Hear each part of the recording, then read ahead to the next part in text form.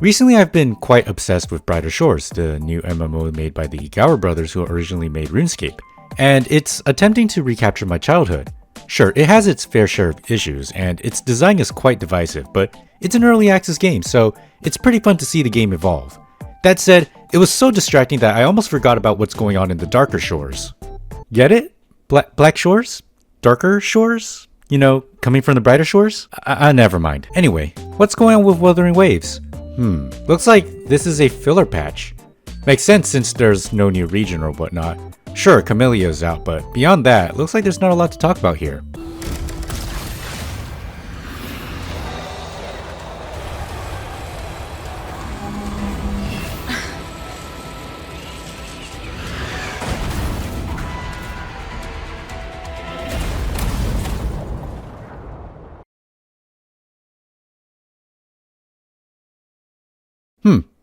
Looks about right.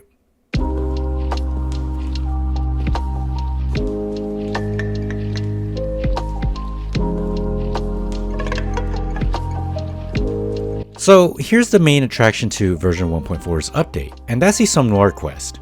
This quest takes the depths of the elusive realms and turns it into a whole important plot point. Well, somewhat important. So for those who aren't in the know, which at this point I hope all of you know, the Depths of the Elusive Realms is a roguelike endgame mode that has you traverse multiple dream instances filled with either combat scenarios or minigame-like scenarios, while accruing random buffs that lead up to a boss fight at the end. Pretty straightforward, similar to Simulated Universe from Honkai Star Rail. So yeah, take that and turn it into a whole story quest. Sure, it's very filler sounding, and it is, but it's somewhat pretty interesting as far as plot goes. The TLDR version of this quest goes like this. The Black Cat Gatekeeper of the Somme Noir was pretty upset that he had to delete the dreams that the Somme Noir had gathered that wouldn't be useful in defeating the Lament, as the Somme Noir had a finite amount of space. Now, the reason why the Black Cat was upset about this was because they gradually learned that these dreams were precious to those who dreamed those dreams. So, the Black Cat decided to hold on to those dreams, leading to it filling out that hard drive space. This ended up becoming a problem, so the Black Cat took it upon itself to expand the space by evicting the White Cat Gatekeeper and letting the Somme Noir spill out into reality, which is starting to cause problems for everyone outside, throwing them into a dream of sorts. So, you need to free certain people from their dreams and slowly restore the White Cat's powers to take on the Black Cat and stop it. You got that? No? It's okay, it doesn't matter that much. In fact, what matters more and what's interesting are the individuals who are involved with the plot. You see, this was a rather creative way to tie a neat bow over the character quest that we've gone through from the 1.x cycle with the addition of Lumia and Camellia. Though Jian and Ling Yang were left out of this, I mean, they're dudes, and who cares about dudes? Am I right or am I right? But it really shows how far these characters have come, and it also showcases Kuro's strength in their excellent character writing. On top of their superb character writing, oh my god, everyone speaking in their natural accents is way more interesting and somewhat distracting. It's kind of funny. We promise, we deliver. Lolo Logistics is at your service. Is there anything I can help you with? Waving Battlefield? I was there a week ago, on break. Anyway, I haven't had any dreams ever since then. It's so weird. I heard that some researchers screwed up an experiment there. Some even died in an accident. The port business is booming right now. They want to oust the competition to grab a slice of the pie. That's their game plan. Those rascals must be trying to scare people off to hog all the profits. Well, no chance. This cheap trick won't work on me. Now that you mention it, I haven't had any dreams this week. I used to have nightmares about the day my father left. He was devoured by a tacet field and never returned. But since the dream stopped, I've been sleeping better than ever. What's also cool is that they still maintain the feel of the Elusive Realms with its environment, varied gameplay, and a new mechanic where you have this gauge you build up, and once it's full, you can cast any Resonance Liberation, putting you into an elusive sync state. And after being in this state, you can trigger the other members' liberation to trigger Dream Link, which amplifies the team's power. So yeah, overall, with the gameplay and story, it's pretty cool. Though, there is something I kind of have an issue with. Oh god, what is this guy's problem? When it comes to the conclusion, well, let's just say I was taken aback by how they concluded this whole ordeal. Now, the reveal behind the purpose of the Somme Noir is cool. But aside from that, the way we got to our conclusion sort of rubbed me the wrong way. You see, the whole time it feels like we're building up to an epic confrontation against the Black Cat. I mean, we were gathering allies and restoring the powers of the White Cat throughout the entire quest just for this moment. And it culminated into an Avengers-looking RP walk session where we're about to take down this really powerful foe. Hey, at least they definitely earned this scene, unlike the last time they pulled something like this. So, how was fighting the Black Cat? Well, you see, there was no fighting the Black Cat. I mean, I guess we fought it in a cutscene, a really good one, mind you, but what we got instead were some recycled bosses. Sure, it's cool that everyone who were involved in the story were quite present in the fight, but I mean, come on. These are just some recycled bosses. How do I explain where my disappointment comes from? Hey y'all, PGR Guy here, and let me tell you something. You need to understand that over here in our world, Wuthering Waves could never. What am I doing? My attempt on a different persona is terrible. Okay, cringe aside, let me ask you. Did you know that in every patch Kuro graces us with a somewhat unique boss fight? Sure, there are some misses among these boss fights, but you should know that there are plenty of hard hitters as well. There are also rare instances where we get a boss fight that is just a beefed up version of an NPC, though somehow it still feels like a boss fight, like the one from Elisa Echo's patch. And then there are times where they do reuse a boss or two, but because of how it's designed, it never feels as dry compared to what we got in Wuba.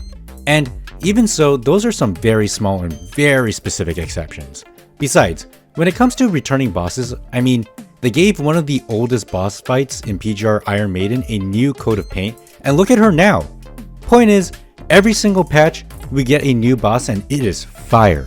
Just name any patch in PGR and you'll most likely find a unique boss. Like Nona Ouroboros, you get Huashu. Last Spark, you get Lamia. Across the Ruined Sea, you get Lithos. And in the current patch, Aeon Reforged, you get Ballard. Even the filler patches like the Summer Story, you get Shark Spear.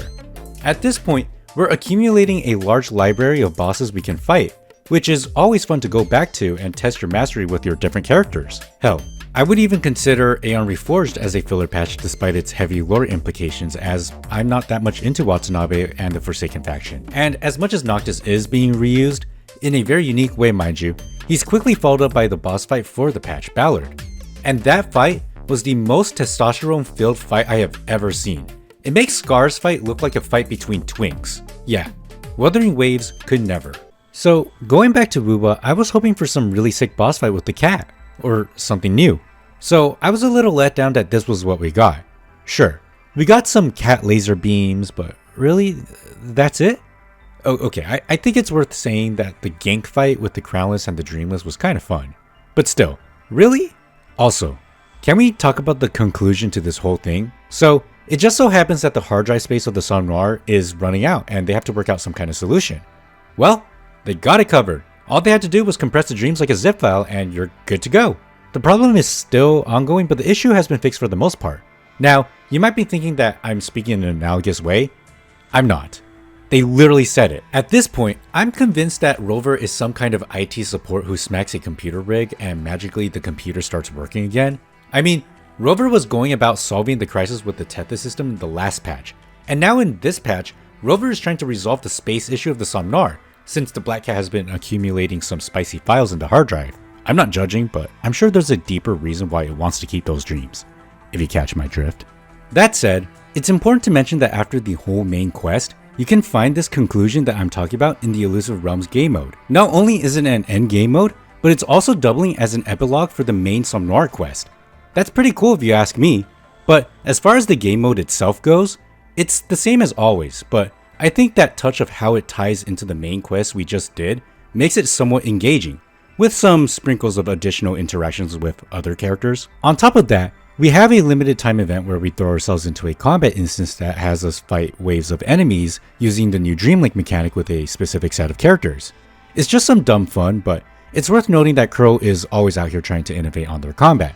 When it comes to engaging combat, their work is usually flawless, and as much as I could say that this is no different, honestly, it's not that crazy. Then there's the Rift Runner game mode, which is a momentum-based activity that I love so much. I've said in my past videos that they should keep bringing back this type of gameplay, and that's exactly what they're doing. Neither of these game modes are exactly the most groundbreaking thing ever, but they are really fun, and that's what matters most. Oh yeah, and the rewards too, can't forget about that. Speaking of which, hey, we got weapon skins. This is huge. It's a sign that we're inching closer to character skins. Anyway, that's pretty much the main attraction for this patch. It's pretty neat all around, though I'm not sold on their ending scenario. As for the other attraction, well, That one is just a character quest, and we all know how character quests work, right? It's just an elaborate way to convince you to roll for the character. But I'm sure plenty of people don't need to be convinced to roll for her, as she is one of the most anticipated characters in WoWA. And here's the thing, I'm not one of those people waiting for her. Instead, I'm going to stick it out and wait for Furlova. No quest is going to make me crack and get Camellia. Wonderful.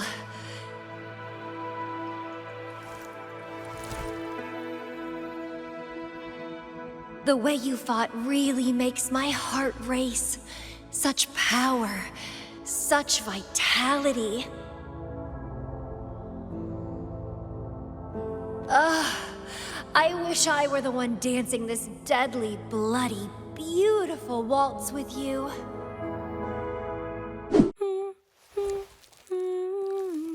Okay, wait. I can explain.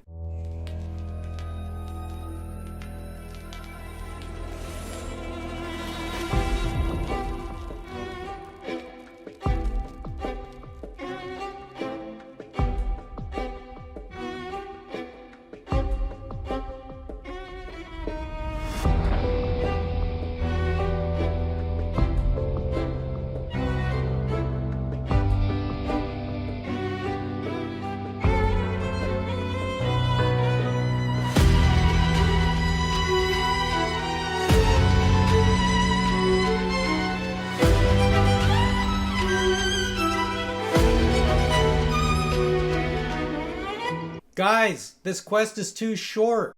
Ever since her little surprise debut in 1.0, Camellia rose up in popularity to being the most anticipated character in Wuthering Waves. And to her credit, she's got some appeal. So now that she's finally out, many are excited to see what her deal is. So Kuro better go all out for this character quest. So how did they do? It's pretty good. In fact, it's a very good character quest. Once again, Kuro is out here flexing their strong ability to write their characters and character-driven stories. There's a lot that goes into this story, expressing Camellia's psyche, her motivations, her connection to Rover. Even the vibe of this quest feels somewhat different. Like, when you first run into Camellia, her theme completely overtakes the Black Shores theme, and it persists until you complete the quest. Now, normally, I'd go through a brief rundown of the story and point out some of the issues that I have for this quest. But I'll only do that if there's some glaring issues that compound on top of each other that creates a problem. That's not the case here. It's good and I highly recommend that you play it. Finally, this guy has something good to say. Though, there is one thing I sort of have a problem with. God damn it. So here's the thing.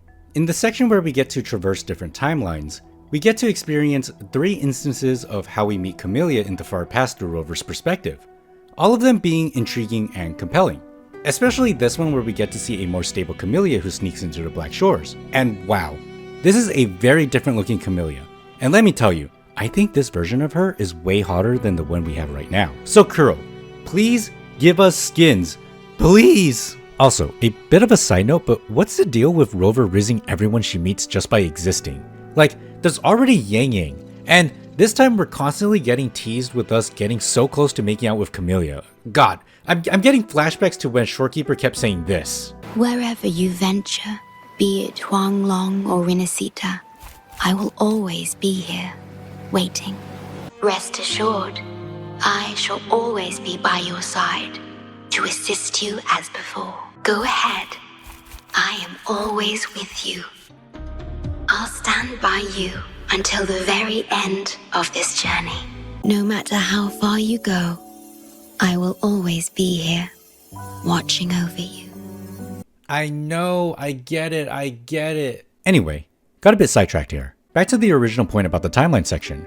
So what happened was that we got separated from Camellia, and she also got to experience alternate timelines as well. Thing is, we don't get to experience it. Instead, we get to hear it from Camellia herself. This is all fine and dandy if the very detail she talked about wasn't so cool.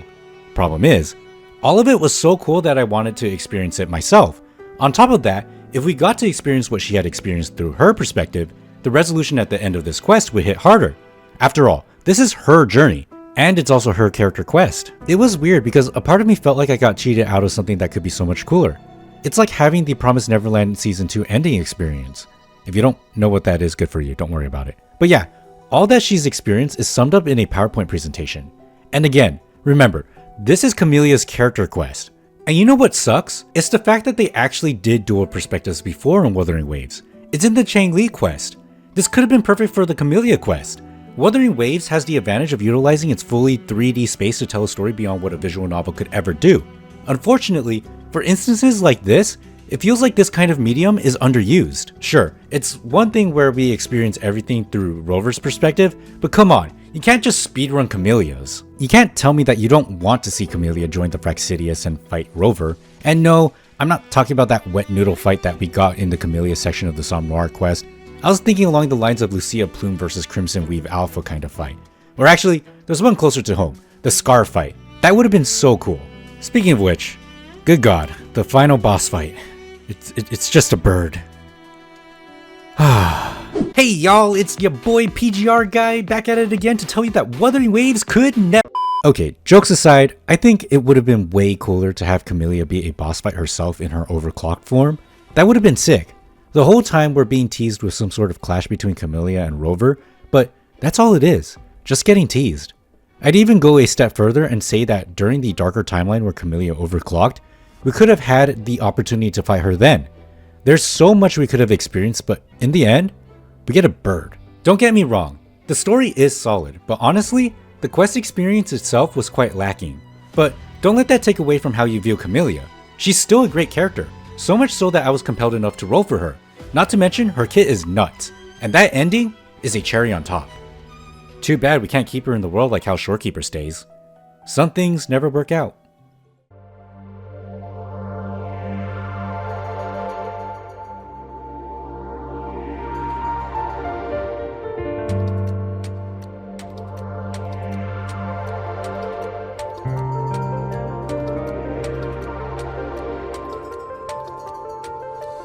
As this is a filler patch, Wuthering Waves has once again experienced a great number of QOL changes and fixes.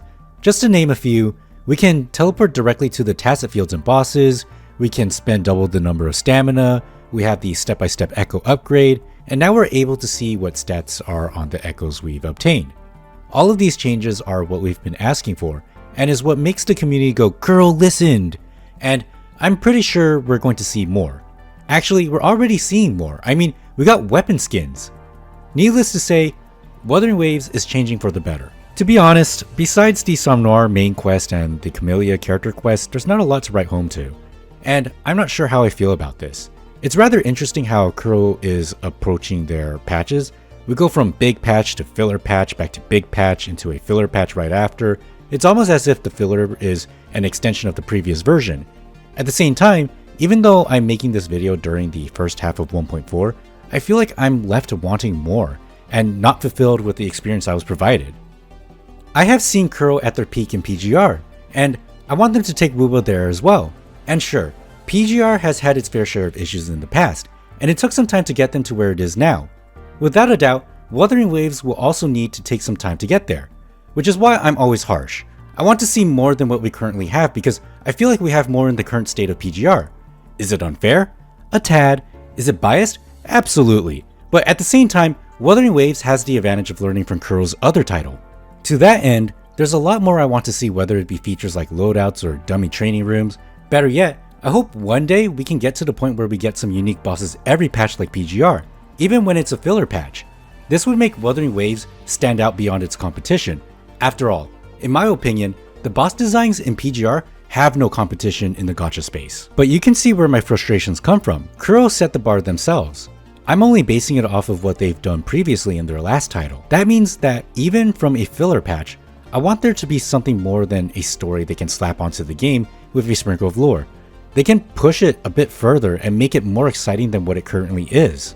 I know we are still feeling the effects of them scrapping 90% of the story, which I do have some opinions about. Make sure to like and subscribe to see when I make a video on that. But even so, the same problem that I talked about in the last video still exists, which is that Kuro are constantly trying to hold themselves back. It's like we're on the precipice of something, but we never make it there. That said, 2.0 has recently been announced to come out after 1.4, marking this version as the end of the 1.x cycle. This whole 1.x cycle was quite the experience, let me tell you. A rollercoaster ride of ups and downs with a bit of loop-de-loops here and there. but it's also a prelude and foundation of what's to come for Wuthering Waves' future. When 2.0 comes out, it will be like a pseudo-clean slate. There'll be no more excuses to hide behind. But you know what? I'm confident in Kuro. They've tirelessly worked themselves to the core to make this game become the best that they can envision. Even they know they are far from making it to the promised land, and that's alright. What was unquestionable about what they did from 1.1 to 1.4 was that there was so much passion into what they gave us. And the best part is that they still strive to bring us the most innovative and creative combat experiences ever put in a gacha game. It's what they do best. So, after seeing what we've been teased for 2.0, I'm sure the future for Wuthering Waves will be bright.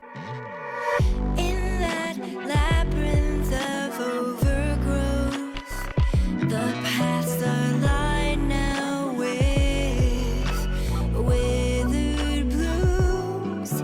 Lose my way in the frosted moon, left astray. I chase down a forgotten trail.